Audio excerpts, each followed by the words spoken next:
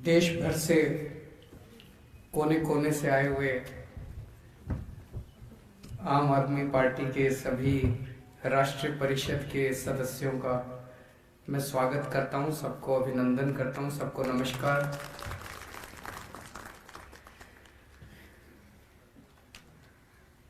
दिल्ली के चुनाव के बाद ये पहली बार हम लोगों को मिलने का मौका हो रहा है, तो सबसे पहले आप सब लोगों को बधाई देना चाहता हूं कि आपकी पार्टी ने दिल्ली के चुनावों में शानदार जीत हासिल की।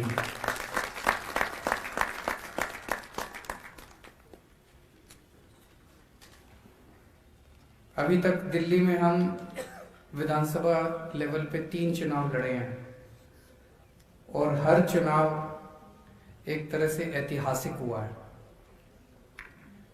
पहला चुनाव था, नई नई पार्टी बनी थी। एक साल बाद चुनाव 2012 26 नवंबर 2012 को पार्टी बनी थी और मेरे ख्याल से 8 दिसंबर 2013 को चुनाव था। एक साल बाद एक नई पार्टी चुनाव लड़े और पहली बार में उस राज्य के अंदर सत्ता में आ जाए, ऐसा भारत के इतिहास में कभी देखा नहीं गया। तो उस मायने में पहला चुनाव हमारा ऐतिहासिक था कि दिल्ली की जनता ने अपार विश्वास, अपार प्रेम आम आदमी पार्टी को दिया और हमें पहली बार मौका दिया सरकार चलाने का। और आपकी पार्टी ने मात्र 49 दिन में ऐसी सरकार चलाई कि अगली बार लोगों ने 70 में से आपको 67 सीट दे दी। तो दूसरा चुनाव अपने आप में ऐतिहासिक था कि 70 में से 67 सीट आई अपनी, जो कि आज तक कभी किसी पार्टी को इतना जबरदस्त बहुमत अपने देश में नहीं मिला। और तीसरा चुनाव था, लोग कहते हैं 5 साल सरकार चला लो तो एंटी इनकम्बेंसी हो जाती है, लोग नाराज हो जाते हैं, लोगों की अलग अलग शिकायतें होती हैं। लेकिन तीसरा चुनाव हमने अपने काम के बल पे लड़ा। हमने ऐलान किया कि भाई अगर काम किया हो तो वोट देना, अगर काम नहीं किया हो तो वोट मत देना। और तीसरा चुनाव उस तरह से ऐतिहासिक था कि इतना, दूसरी बार जब पार्टी चुनाव लड़ी तीसरी बार, तो इतना जबरदस्त बहुमत आम आदमी पार्टी को, रिपीट बहुमत आम आदमी पार्टी को मिलना, ये अपने आप में एक ऐतिहासिक था। इस चुनाव में हम लोगों ने काम की राजनीति को और विकास की राजनीति को इस देश में पहली बार स्थापित किया। आज तक इस देश में कोई ऐसी पार्टी नहीं आई जिसने खुल के सीना चौड़ा करके कहा हो कि स्कूल बनवाए हैं इसलिए वोट देना, अस्पताल बनवाए हैं इसलिए वोट देना, बिजली ठीक करिए इसलिए वोट देना। नहीं तो इस देश के अंदर वो आके कहते हैं वे तुम हिंदू हो, हम हिंदू हैं, हिंदू हिंदू को वोट देना, तुम मुसलमान हो, हम मुसलमान हैं, मुसलमान मुसलमान को वोट देना, तुम ठाकुर हो, तुम बनिए हो, तुम ये हो, पंडित हो, तुम ये हो, हम भी ये, हमारी पार्टी इसकी, हमारी पार्टी। इसी बात पे तो वोट मांगते हैं, लोगों को एक दूसरे से लड़ा के ही तो वोट मांगते हैं। आज तक किसी पार्टी के अंदर हिम्मत नहीं थी जो खड़ी होके ये कह दे कि भाई हमने काम करा है, काम के नाम पे वोट देना, स्कूल के नाम पे वोट देना, अस्पताल के नाम पे वोट देना। अरविंद केजरीवाल और इन लोगों की हिम्मत नहीं है जो उसको काउंटर कर सकें। अभी जोश जोश में आके उत्तर प्रदेश के एक कौन मंत्री था, उसने चैलेंज किया था, संजय जी, सिद्धार्थनाथ सिंह, उसने चैलेंज कर दिया मनीष सिसोदिया जी आए और हमारे साथ डिबेट करें। उन्होंने सोचा कि हमने ऐसे ही बोल दिया, ये आएगा थोड़ी, और वो पहुंच गया। वो बोला जी आ गया मैं, बताओ कहाँ चलना है, कहाँ डिबेट करना है। तो वो भाग खड़ा हुआ, मैदान छोड़ के भाग गया। ये हैं ही ऐसे कायर हैं ये लोग, काम इन्होंने किया ही नहीं है, ऐसे ही चैलेंज करते हैं। एक बार इनकी आंख में आंख डाल के बात करो, ये मैदान छोड़ के भाग जाते हैं। तो मनीष सिसोदिया जब वहां पहुंचे लखनऊ में, उन्होंने कहा भाई मैं आ गया। और उनके एक नहीं दो दो तीन तीन मंत्रियों ने, उत्तर प्रदेश के योगी जी के दो दो तीन तीन मंत्रियों ने चैलेंज किया था कि हमने स्कूल बड़े अच्छे कर दिए, आके देखो और हमारे साथ डिबेट करो। और जब मनीष जी वहां पे पहुंचे और उनकी स्कूल देखने के लिए जब वो चले, तो उन्होंने अपनी पुलिस भेज के मनीष जी को रोक लिया, जाने नहीं दिया आगे। इतना डर, इसका मतलब स्कूल ज्यादा ही खराब है। वो नहीं चाहते थे, मनीष जी के साथ साथ सारा मीडिया जा रहा था, सारा मीडिया पीछे पीछे जा रहा था, पूरा नेशनल टेलीविजन पे आ जाता योगी जी के स्कूलों का क्या हाल है। तो उन्होंने मनीष जी को रास्ते में ही रोक लिया और इनको स्कूल देखने। मेरा ये कहना है कि जो स्कूल तुमको दिखाने में इतना शर्म आ रही है, उस स्कूल में हमारे करोड़ों बच्चे पढ़ रहे हैं। सोचो उन बच्चों के साथ तुम क्या कर रहे हो, उन बच्चों का तुमने क्या हाल कर रखा है। उन बच्चों का तो भविष्य अंधकार में है। फिर एक उत्तराखंड के मंत्री हैं, उनका क्या नाम है, मदन कौशिक। उन्होंने चैलेंज किया कि मैं 100 मिनट में, पता नहीं 100 सेकंड में 100 काम गिना दूंगा अपने। आए मनीष जी, मैं डिबेट करूंगा। बोला मनीष जी बताएं कहां आना है, मनीष जी बताएं कितने बजे आना है। तो मनीष जी उत्तराखंड भी पहुंच गए। बोले आओ जी चैलेंज कर। वो वहां से भाग खड़े हुए। पहले उत्तर प्रदेश में भाजपा भाग गई, उसके बाद उत्तराखंड में भारतीय जनता पार्टी भाग गई। वहां भी उनकी हिम्मत नहीं हुई।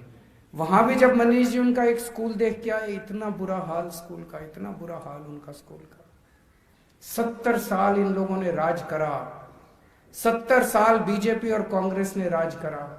इन्होंने इतना बुरा हाल कर दिया, सब चीजों का बुरा हाल कर दिया।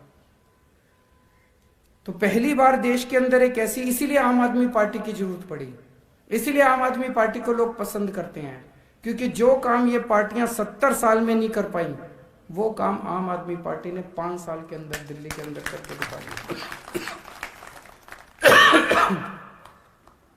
पिछले 1 साल के अंदर काफी मुश्किल परिस्थितियों से पूरी मानव जाति गुजरी है। कोरोना की वजह से, कोरोना की महामारी की वजह से हमारे देश के अंदर हर शहर में, हर गांव में कोरोना की वजह से बड़ी कठिन परिस्थितियां थी। लेकिन दिल्ली में आपकी पार्टी की सरकार ने जिस तरह से शांत तरीके से, संयम से और सबको साथ लेके, बिना राजनीति किए, सारी संस्थाओं को, सारे संगठनों को, सारे लोगों को, हर तबके को, सारी सरकारों को साथ लेके दिल्ली के अंदर जिस तरह से कोरोना का मैनेजमेंट किया गया, उसकी प्रशंसा दुनिया भर में हो रही है। आपकी जानकारी के लिए एक छोटी सी चीज बता दूं, दिल्ली में जो कोरोना की महामारी थी वो दुनिया में सबसे ज्यादा कठिन था। दिल्ली की परिस्थिति सबसे ज्यादा कठिन थी। 11 नवंबर को दिल्ली में 8,500 केस आए एक दिन में, केवल एक दिन में 8,500 केस आए। पूरी दुनिया के अंदर किसी शहर में इतने ज्यादा केस कभी नहीं आए। न्यूयॉर्क में अप्रैल में एक दिन में 6300 केस आए थे, दिल्ली में 8,500। सोच सकते हो कितने ज्यादा। लेकिन जब न्यूयॉर्क में 6300 केस आए तो न्यूयॉर्क के सारे अस्पताल फुल, सड़कों पे मरीज, अस्पताल के कॉरिडोर में मरीज पड़े हैं, लोगों को एडमिशन नहीं मिल रहे, बुरा हाल था चारों तरफ। लेकिन दिल्ली में जब 8,500 केस आए, उस दिन भी हमारे 7,000 अस्पतालों के अंदर बेड खाली पड़े हुए थे। कोई सड़कों पे मरीज नहीं थे, कोई कॉरिडोर में मरीज नहीं थे। इतना शानदार मैनेजमेंट हमारे डॉक्टर्स ने और हमारे सब लोगों ने मिलकर किया। ये नतीजा था पिछले 5 साल के अंदर जो अस्पतालों के अंदर हमने इन्वेस्टमेंट करी, इतने मोहल्ला क्लिनिक खोले, इतने अस्पताल बनाए, इतना शानदार सरकारी अस्पतालों को ठीक करा, सबको साथ लेके चले, उसका नतीजा था। इतना शानदार मैनेजमेंट था कि सबसे ज्यादा महामारी का जो वो था, वो इम्पैक्ट जो था वो दिल्ली के ऊपर हुआ, लेकिन उसको हमने शानदार तरीके से मैनेज किया आपकी सरकार में। होम आइसोलेशन किया, प्लाज्मा थेरेपी की, कई नई नई चीजें करी। सबसे इंपॉर्टेंट चीज करी, मैं देख रहा था एक राज्य, उस राज्य के अंदर एक हॉस्पिटल के अंदर एक ही आदमी 50 बार अपनी नाक में वो डाल के और वो सैंपल दे रहा है। इसका क्या मतलब है? इसका मतलब फर्जी टेस्ट हो रहे थे, फर्जी टेस्ट कर करके वो अपनी रिपोर्ट तैयार कर रहे थे कि कोरोना नहीं है। दिल्ली के अंदर हमने फर्जीवाड़ा नहीं होने दिया। हमने उनको कहा, अपने सारे अफसरों को भी और डॉक्टरों को भी, जो सही पोजीशन है वो दिखाओ। अगर मैं मुख्यमंत्री होने के नाते मेरे को सही पोजीशन नहीं पता और मैं जनता को सही पोजीशन नहीं दिखाऊंगा तो अंदर ही अंदर तो बीमारी बढ़ती जाएगी, लोग मरते जाएंगे। मेरे लिए लोग इंपॉर्टेंट हैं कि मेरे लिए ये आंकड़े इंपॉर्टेंट हैं? मेरे लिए तो लोग इंपॉर्टेंट है, मेरे लिए तो लोगों की जान इंपॉर्टेंट है। एक एक जान हमारे लिए कीमती है। हमने आंकड़ों के साथ खिलवाड़ नहीं किया, जो था जनता के सामने रख दिया। जब कोरोना बढ़ा दिल्ली में तो इन लोगों ने खूब गालियां दी हमको। हमने संयम के साथ मुंह बंद रख के, मुंह पे उंगली रख के हमने सारा काम करते गए और आज ऊपर वाले की दया से कल 80,000 टेस्ट हुए, 100 से भी कम केस आने चालू हो गए दिल्ली के अंदर।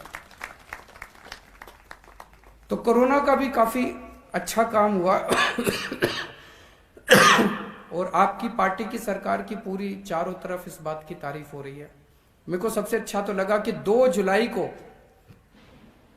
दिल्ली में पहला प्लाज्मा बैंक बना था, दुनिया का पहला प्लाज्मा बैंक, और 27 अगस्त को अमेरिका के राष्ट्रपति ने कहा था कि हम भी अब प्लाज्मा इस्तेमाल करेंगे। अभी जो मैं चारों तरफ सुनता हूं, आप लोगों से बात करता हूं, लोगों से बात करता हूं, देश के अंदर, पूरे देश में, हर जगह, गांव-गांव के अंदर दिल्ली की आम आदमी पार्टी के काम, सरकार के कामों की चर्चा है कि नहीं है? देश भर में लोग इज्जत करते हैं आम आदमी पार्टी की, देश भर में लोग प्यार करते हैं आप लोगों से, देश भर में लोग प्यार करते हैं आम आदमी पार्टी से। फिर जब पूछो वोट दोगे, कहते जी अभी तो इनका यहां कुछ है नहीं, ऐसे कहते हैं। ये जो छोटा सा फासला है ये तय करना है कि अभी तो कुछ है नहीं, इसके लिए आप लोग संगठन बनाना है। मोटे मोटे तौर पे अगर हम कहें तो अब लोग आपकी पार्टी को चाहते हैं। पूरे देश में सबको पता चल गया, दिल्ली में 24 घंटे बिजली मिलती है और फ्री बिजली मिलती है। ये 8वें चमत्कार से कम नहीं है कि 24 घंटे बिजली और फ्री बिजली सबको चाहिए, देश भर में किसको नहीं चाहिए? और बाकी सरकारें कर नहीं पा रही, उनसे हो नहीं रहा। अगर होता तो अभी तक कर देते। ये जादू तो अपने को ही आता है और तो किसी को आता नहीं है, हम ही कर सकते हैं और कोई कर नहीं सकता। तो लोग, सारे लोग चाहते हैं कि ये हो, लेकिन वो संगठन अपने को बनाना पड़ेगा। उसके लिए आपको मेहनत करनी पड़ेगी, गली गली में जाना पड़ेगा, लोगों से मिलना पड़ेगा और बहुत बड़े स्तर के ऊपर संगठन बनाना पड़ेगा, सबको जोड़ना पड़ेगा। कहीं कहीं होता है, किसी को लगता है यार मैंने दूसरों को ले लिया तो मेरी टिकट ना कट जाए, कुछ ज्यादा होता है ना कहीं कहीं, वो नहीं करना। सबको जोड़ो, सारा देश जुड़ेगा, सारा देश आम आदमी पार्टी का हिस्सा बनेगा, तभी तभी देश का बदलाव होगा। आम आदमी पार्टी क्या है? आम आदमी पार्टी से थोड़ी चिपके हैं हम लोग तो देश से चिपके हैं। देश हमारे लिए इंपॉर्टेंट है। आम आदमी पार्टी तो जरिया है, आम आदमी पार्टी तो व्हीकल है, उसके जरिए अपने को देश बदलना है। तो अगले 2 साल के अंदर देश में जो भी चुनाव हो रहे हैं, आपकी पार्टी ने तय किया है कि अगले 2 साल में इन 6 राज्यों में चुनाव लड़ेंगे। उत्तर प्रदेश, उत्तराखंड, गोवा, पंजाब, हिमाचल प्रदेश और गुजरात। मंजूर है? हाथ खड़े कर दो जरा दोनों से। इन 6 राज्यों में चुनाव लड़ेंगे। और चुनाव क्यों लड़ेंगे? लोग आते हैं मेरे पास। दिल्ली तो एक पूरे देश का एक मिनी इंडिया है। दिल्ली में पूरे देश भर से लोग आके रहते हैं। उत्तराखंड से भी आते हैं, उत्तर प्रदेश से भी आते हैं, जम्मू कश्मीर से भी आते हैं, हिमाचल प्रदेश से भी आते हैं, साउथ से भी आते हैं, ईस्ट से भी आते हैं, वेस्ट से भी आते हैं। लोग यहाँ के रहते हैं। उन लोगों से जब हम बात करते हैं, लोग कहते हैं जी हमारा क्या कसूर है बताओ। अब उत्तर प्रदेश के अंदर 325 सीट दे दी, इससे फालतू और क्या देते हैं इनको? फिर भी काम नहीं करते तो बोलो जी अब जनता क्यों त्रस्त हो? बोले हमको भी बिजली मुफ्त चाहिए, हमको भी बिजली 24 घंटे चाहिए, हमको भी अच्छे स्कूल चाहिए, हमको भी अच्छे अस्पताल चाहिए, हमको भी फ्री दवाइयाँ चाहिए, हमको भी अच्छी सड़क चाहिए, हमको भी अच्छा पानी चाहिए। बोले इनके बस की ना है जी। इनको 325 सीट दे दी, उसके बाद भी अगर इन्होंने कुछ नहीं करा तो बोलो जी अब तो आप ही की जरूरत है। तो अब आप लोगों को निकलना पड़ेगा, आप लोगों को जाना पड़ेगा। जनता तैयार है। जनता को बस ये दिखाना है कि आम आदमी पार्टी हर जगह पहुंच गई है। आपको पहुंचने की जरूरत है। पिछले 5 साल के मेरे अनुभव ने ये दिखाया है कि अगर 5 साल के अंदर हम लोग ये सब कर सकते थे तो ये 70 साल में बीजेपी कांग्रेस वाले मिलके भी कर सकते थे। इसका मतलब अपने को जानबूझ के देश को पिछड़ा रखा गया, जानबूझ के अपने देश को गरीब रखा गया, जानबूझ के अपने देश को अनपढ़ रखा गया। इन दोनों पार्टियों ने मिलके, मोस्टली तो इन दोनों पार्टियों ने 70 साल में कभी ये कभी वो, एक बार तुम एक बार हम, यही चलाया। जानबूझ के इन लोगों ने किया। और आजकल एक पार्टी है राष्ट्रीय स्तर की, वो आपको याद दिलाती है सन 1200 में ये हुआ था, सन 1300 में ये हुआ था, सन 1400 में ये हुआ था। वो ये नहीं बताती 21वीं सदी का भारत कैसा होगा, वो ये नहीं बताती 22वीं सदी का भारत कैसा होगा। वो कहती है 1200 में, सन 1200 में ये हुआ था, इसका बदला लेंगे। अब सन 1300 में ये हुआ। देश को अब तय करना है कि हमें आगे बढ़ना है कि हमें पीछे जाना है। इन पार्टियों के पास कोई विजन नहीं है, इनको ये नहीं पता आगे करना क्या है, इसलिए पीछे वाली चीजों में हमें उलझाए रहते हैं। इनकी नीयत खराब है। अगर आप सब लोग देश से प्यार करते हो तो केवल आम आदमी पार्टी है जिसके पास 21वीं सदी और 22वीं सदी की विजन है। हमारे पास हमें पता है करना क्या है और हमें पता है कि वो करने के लिए हमें वहां तक पहुंचना कैसे है। हमें पता है कि पूरे देश को शिक्षित कैसे करना है। हमें पता है कि इस देश के गरीब से गरीब बच्चे को अच्छी शिक्षा कैसे देनी है, हमने करके दिखाया। हमें पता है कि गांव गांव तक, घर घर तक नल में पानी कैसे पहुंचाना है। हम नारेबाजी नहीं करते, ये नारेबाजी करते हैं। रोज एक नया स्लोगन, हर घर चल कुछ नारे करने से थोड़ी काम चलता है। मेहनत करनी पड़ती है, 24 घंटे मेहनत करनी पड़ती है, साफ नीयत होनी पड़ती है। आजकल हमारे देश का किसान बहुत दुखी है। 70 साल से सभी पार्टियों ने मिलकर किसानों को धोखा दिया। कभी कहते थे तुम्हारा लोन माफ करेंगे, किसी ने लोन माफ नहीं किया। कभी कहते थे तुम्हारे बच्चों को नौकरी देंगे, किसी ने नौकरी नहीं दी। पिछले 25 साल में बताते हैं 3.5 लाख किसान आत्महत्या कर चुके हैं देश के अंदर। किसी ने किसानों की सुध नहीं ली। और अब ये जो तीनों बिल आए हैं, ये तीनों बिल एक तरह से किसानों से उनकी खेती छीन के इन 2-4 पूंजीपतियों को सौंप देंगे।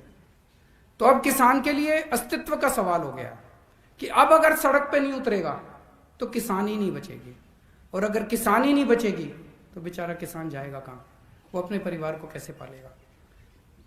मैं कई बार सोचता हूं कि इतनी ठंड के अंदर किसान कैसे बैठे हैं। वो इसीलिए बैठे हैं क्योंकि अगर नहीं बैठेंगे तो फिर कुछ बचेगा ही नहीं उनका। 26 जनवरी को जो कुछ भी हुआ वो दुर्भाग्यपूर्ण था। जो हिंसा हुई वो दुर्भाग्यपूर्ण थी। जो भी उसके लिए जिम्मेदार हैं और जो जिम्मेदार हैं वो जिस तरह से फर्जी केस पे केस लगा रहे हैं वो नहीं। जो भी उसके लिए असल में जिम्मेदार हैं, जो भी पार्टी उसके लिए असल में जिम्मेदार है, उसको सख्त से सख्त सजा मिलनी चाहिए। लेकिन उस दिन हिंसा हुई, इस वजह से किसानों के मुद्दे नहीं खत्म हो गए। मुद्दे आज भी बरकरार है। जिस मुद्दों की वजह से वो 60 दिन से बेचारे बैठे हैं, वो मुद्दे नहीं खत्म हो गए। कह रहे हैं अब तो आंदोलन खत्म। आंदोलन कैसे खत्म? वो किसानों की जो दुखती समस्या है वो तो आज भी है। तो वो आंदोलन खत्म नहीं हो सकता, वो उनके मुद्दे खत्म नहीं हो सकते। और जिस देश का किसान दुखी है वो देश कभी भी सुखी नहीं हो सकता। हम सब लोगों को मिलके किसानों का साथ देना है, अपने अपने इलाके में अहिंसा पूर्वक, शांति पूर्वक सबको साथ देना है। और जब भी किसानों का साथ देने जाओ, अपना झंडा, डंडा, टोपी घर छोड़ के जाना। वहां हमें पूरे गैर राजनीतिक तरीके से एक आम आदमी बन के जाना है, इस देश का एक आम नागरिक बन के जाना है। वहां पे कोई राजनीति नहीं करनी उसके साथ। आप सब लोग दूर दूर से आए हैं दिल्ली में, आप सब लोगों का स्वागत है। और मैं उम्मीद करता हूं, मेरे को अभी जाना पड़ेगा क्योंकि मेरी कैबिनेट मीटिंग है इसके तुरंत बाद। मैं उम्मीद करता हूं आपका बाकी दिन की जो चर्चा होगी वो काफी अच्छी रहेगी। आप सब लोगों को बहुत बहुत शुक्रिया। भारत माता की